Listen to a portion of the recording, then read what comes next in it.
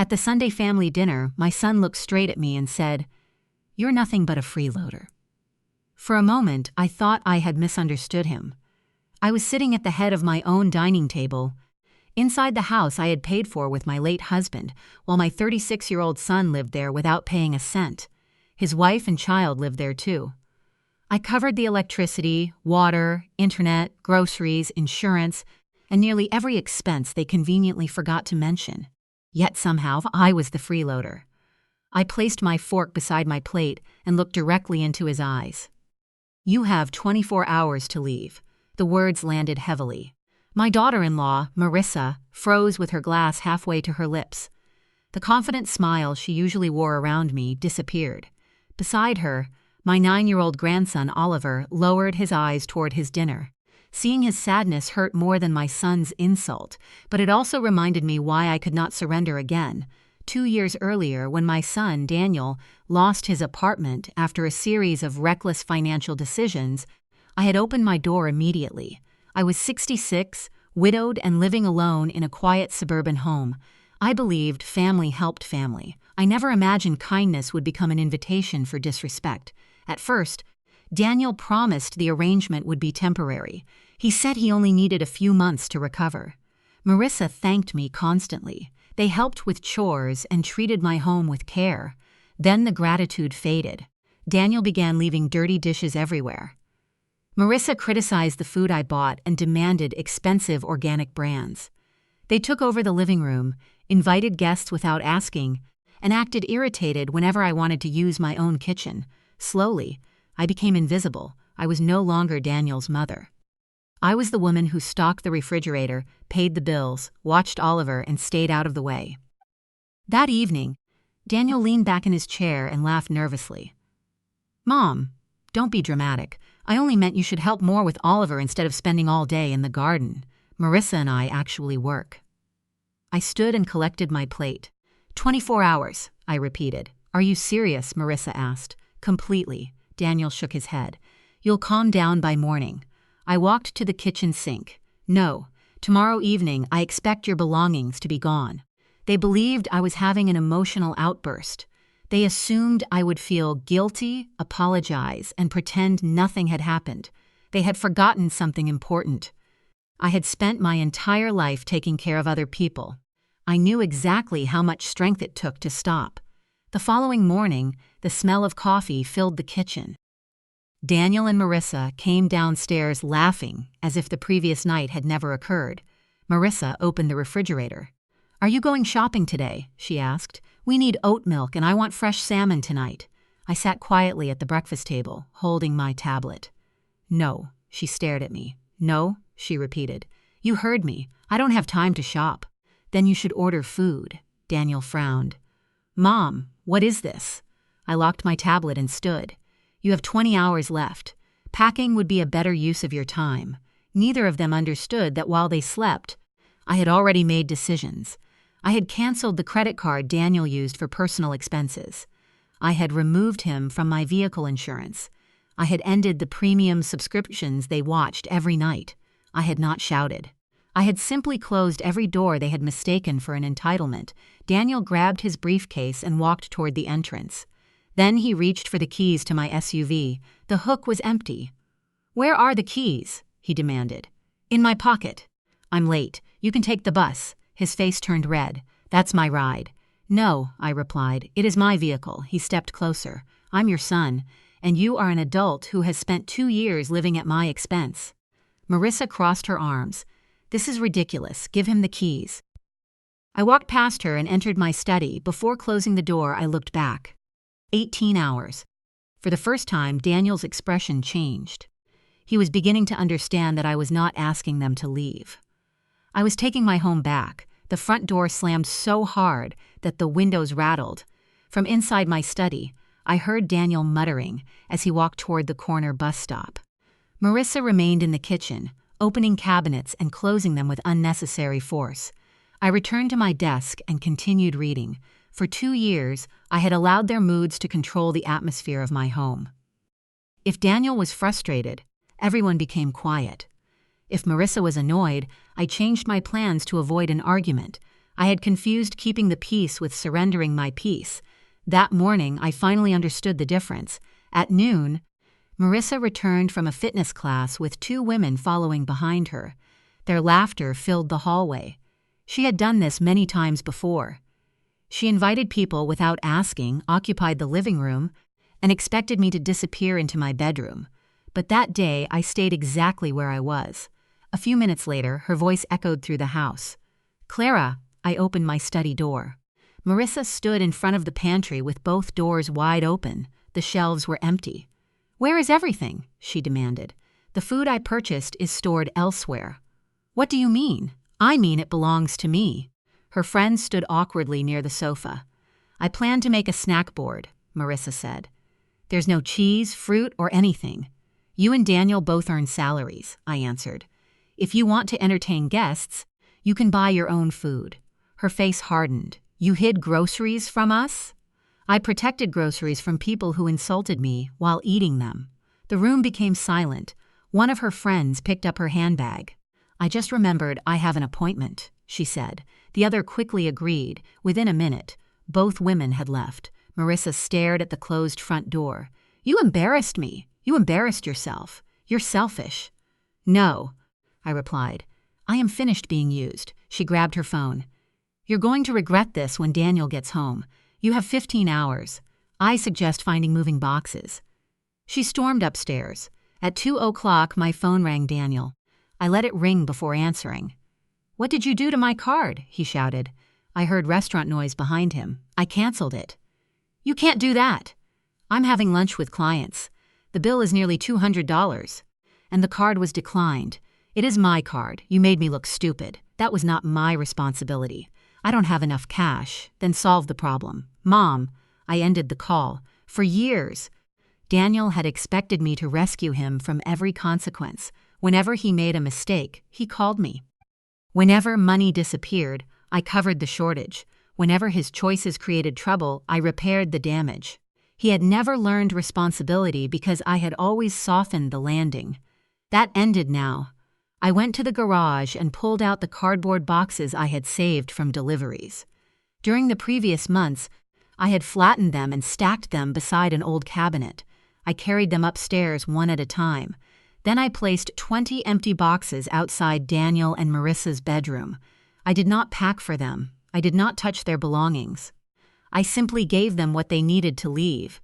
By 6 that evening, the front door opened. Daniel and Marissa entered together. Their faces looked exhausted. Then they saw the boxes. Neither laughed. Neither made a sarcastic remark.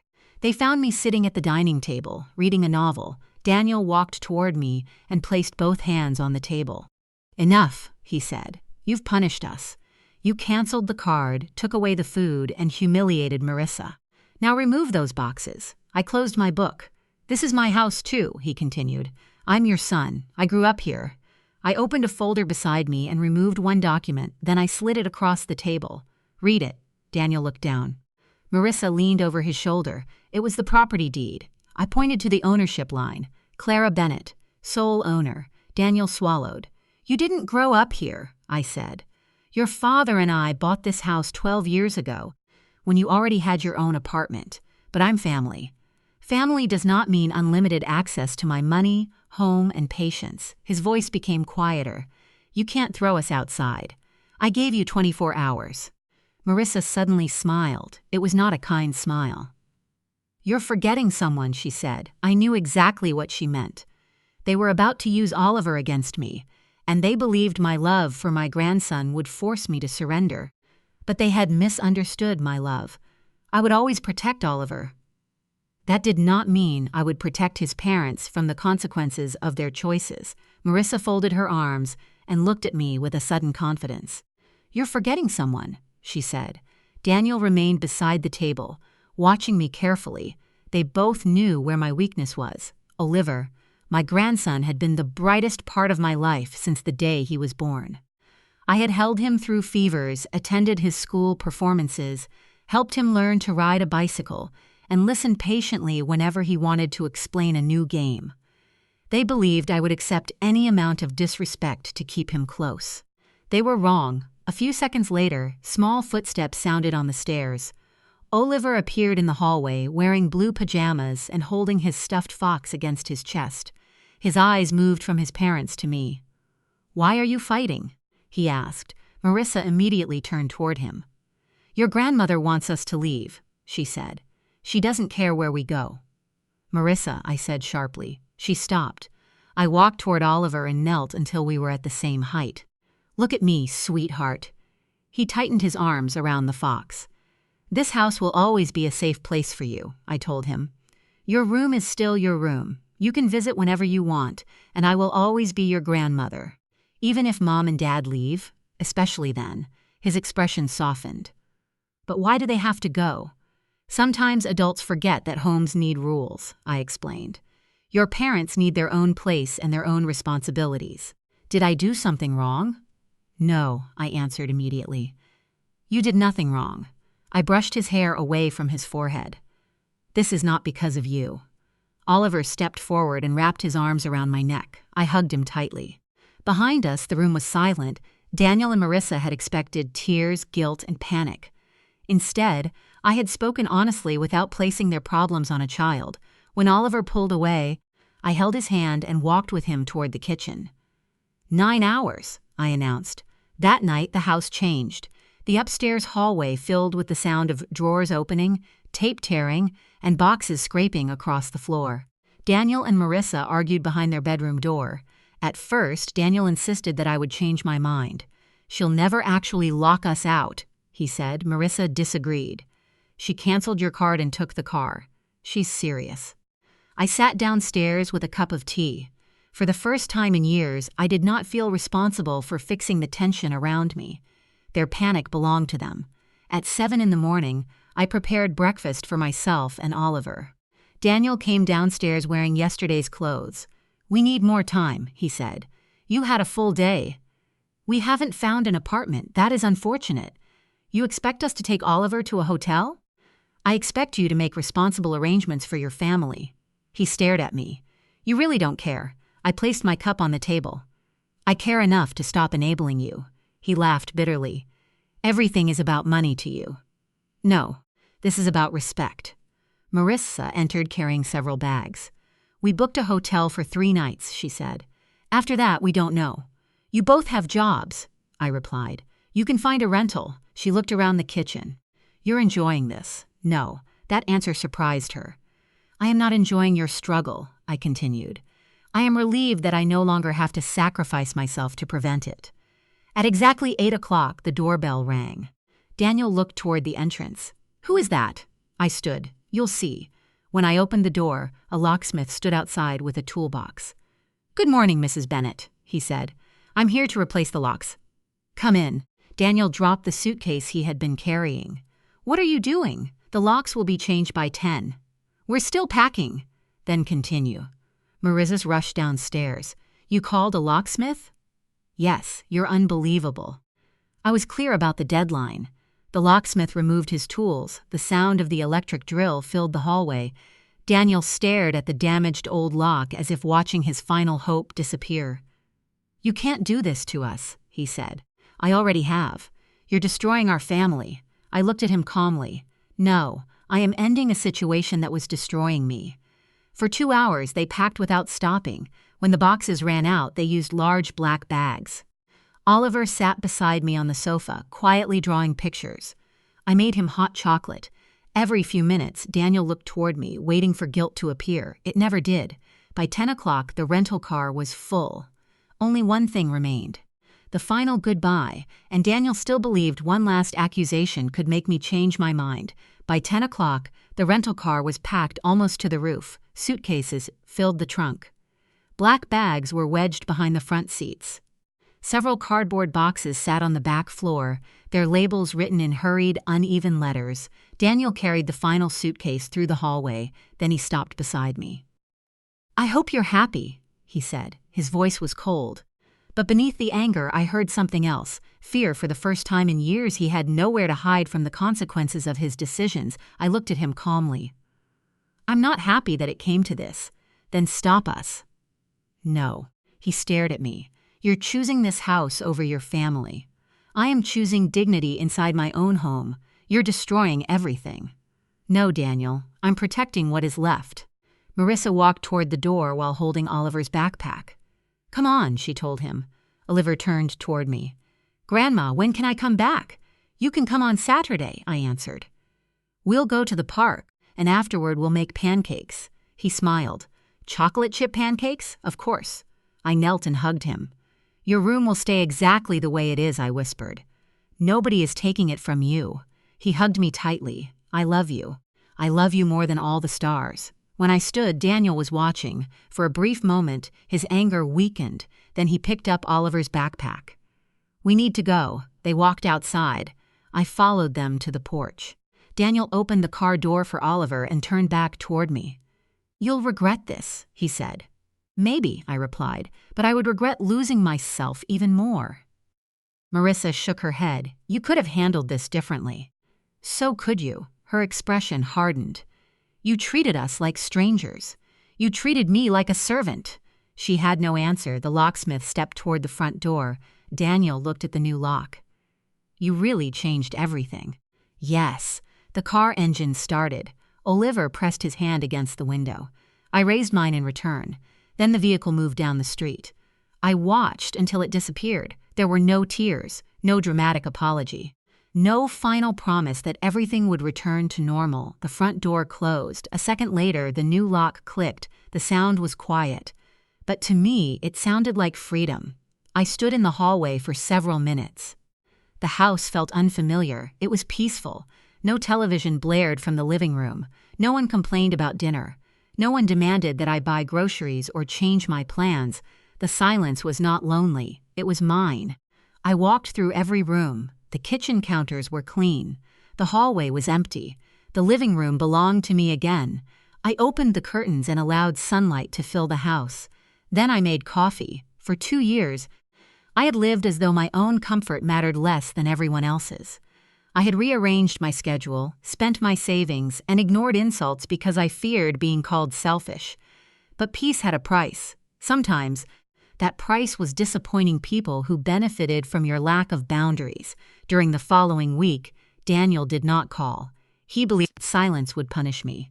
At first, I missed Oliver terribly. Then I reminded myself that loving my grandson did not require surrendering to his parents. I spent the week doing things I had postponed for years. I hired a landscaping company to handle the heavy work in the garden. I enrolled in a watercolor class at the community center. I replaced the worn curtains in my bedroom. I also reviewed my finances. Without supporting 2 adults, I was saving nearly $1,500 every month. For the first time, retirement no longer felt frightening. It felt possible. One Saturday morning, my phone rang. Daniel, I answered. Hello. Oliver wants to come over. Bring him. There was a pause. That's all? Yes. You're not going to apologize? No. You're not going to ask where we're staying? You can tell me if you want. He sounded irritated. We found a small apartment. Good. We're managing. I'm glad. Another silence followed. Then he said, We'll be there at 10. When the call ended, I smiled. I prepared Oliver's favorite snacks and placed fresh sheets on his bed. At 10, Daniel parked outside. He walked to the porch with Oliver. His greeting was stiff. Morning. Good morning. Oliver ran inside. Grandma. I opened my arms. For the rest of the day, we played board games, visited the park, and made chocolate chip pancakes. Daniel returned in the evening. He remained outside while Oliver hugged me goodbye. Before leaving, my son looked toward the house. You seem different, he said. I am. How? I finally learned that love with boundaries becomes permission. He said nothing. Then he nodded once and walked away. That night, I locked the door. The new key turned smoothly. I went to bed knowing my peace no longer depended on anyone's approval. But one final change was still waiting, and it would reveal whether Daniel had truly learned anything from losing the home he had taken for granted. A month passed after Daniel, Marissa, and Oliver left my house. The change was immediate. The hallways no longer carried the tension of people avoiding one another. I could cook whenever I wanted, sit in the living room without being pushed aside, and spend an afternoon in the garden without hearing complaints that I was wasting time.